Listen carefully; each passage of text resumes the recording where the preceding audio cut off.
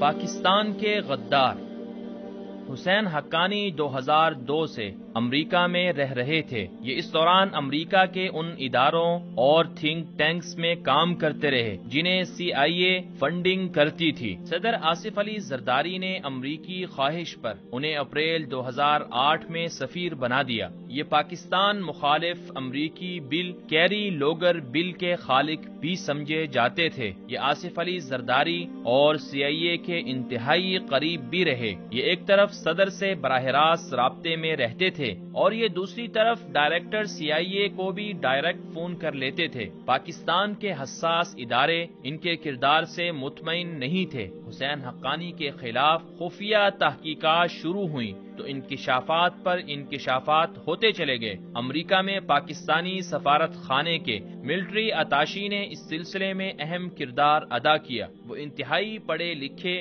اور ایماندار افسر تھے۔ وہ ملٹری اتاشی بننے سے قبل شوکت عزیز اور یوسف رضا گیلانی کے ملٹری سیکرٹری بھی رہے۔ یہ معلومات جمع کرتے رہے اور پاکستان بھجواتے رہے۔ معلومات انتہائی حساس تھیں۔ یہ ای میل یا سفارتی بیگ پر اعتماد نہیں کر سکتے تھے، چنانچہ انہوں نے تمام ثبوت ہاتھ سے لکھے اور براہ راست جنرل پاشا اور جنرل کیانی کو پہنچا دیے۔ انکشافات خوفناک تھے اور یہ ثابت کرتے تھے کہ امریکہ نے کس طرح پاکستان میں جاسوسی کا نیٹ ورک بنایا ہے، امریکی جاسوسوں کو کس طرح ویزے جاری کیے گئے، یہ لوگ کس طرح حساس آلات پاکستان لاتے رہے، خیبر پختونخوا کی حکومت کے کس کس عہدیدار نے ان کی مدد کی، وفاق کا کون کون سا وزیر، ایوان صدر کا کون کون سا کارندہ اور وزیر اعظم کے سٹاف کا کون کون سا رکن ان لوگوں کے ساتھ ملا ہوا تھا،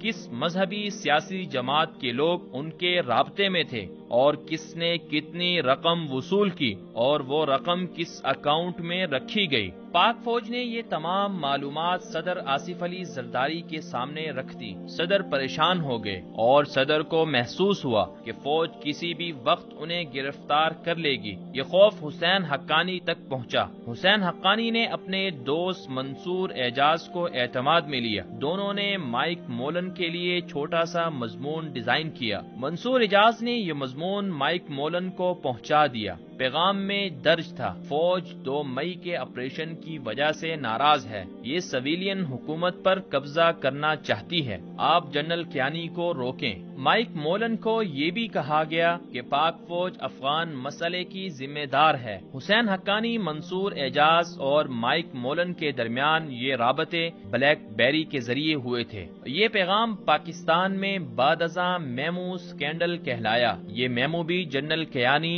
اور جنرل پاشا کے نوٹس میں آ گیا۔ پاکستان کے چند محب وطن لوگوں نے منصور اعجاز کو غیرت دلائی۔ یہ ضمیر کے دباؤ میں آئے اور انہوں نے 10 اکتوبر 2011 کو برطانوی اخبار فائنینشل ٹائمز میں اپنے مضمون میں اعتراف جرم کر لیا۔ یوں حقائق سامنے آ گئے۔ پیپلز پارٹی کی حکومت نے شدید دباؤ کے بعد حسین حقانی کو پاکستان طلب کیا اور 22 نومبر کو ان سے استعفیٰ لے لیا گیا۔ حسین حقانی کے خلاف سپریم کورٹ میں کیس فائل کیا گیا۔ سپریم کورٹ نے حسین حقانی کا نام ECL پر ڈالا اور تحقیقات کے لیے 3 رکنی عدالتی کمیشن بنا دیا۔ کمیشن نے 11 جون 2012 کو رپورٹ پیش کر دی۔ رپورٹ میں میمو کو حقیقت اور اس حقیقت کا خالق حسین حقانی کو قرار دیا گیا۔ کمیشن نے لکھا: حسین حقانی سفیر کی حیثیت سے پاکستان سے سالانہ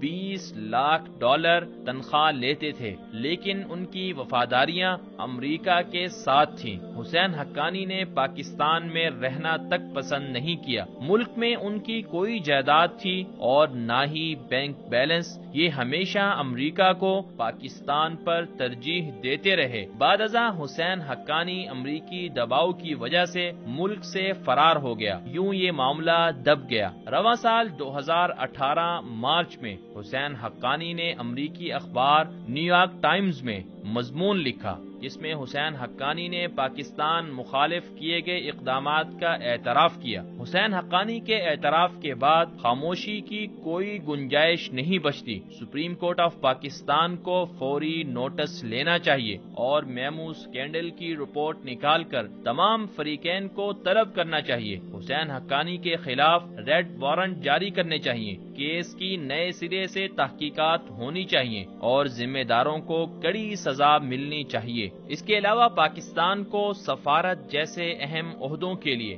ایسا کرائیٹیریا بنانا چاہیے کہ جس کے ذریعے غدار وطن سفارت جیسے اہم عہدوں میں شامل نہ ہو سکیں۔ جہاں جہاں حسین حقانی جیسے غداروں کو پاکستان کی طرف سے سفیر لگایا گیا یا سفارت جیسے حساس منصب سے منسلک کیا گیا، ان سب لوگوں کا محاسبہ کیا جانا بھی ضروری ہے تاکہ آئندہ ایسے لوگوں کا راستہ روکنے کے لیے مضبوط پالیسی بنائی جا سکے اور پاکستان کے غداروں کے شر سے پاکستان کو محفوظ رکھا جا سکے۔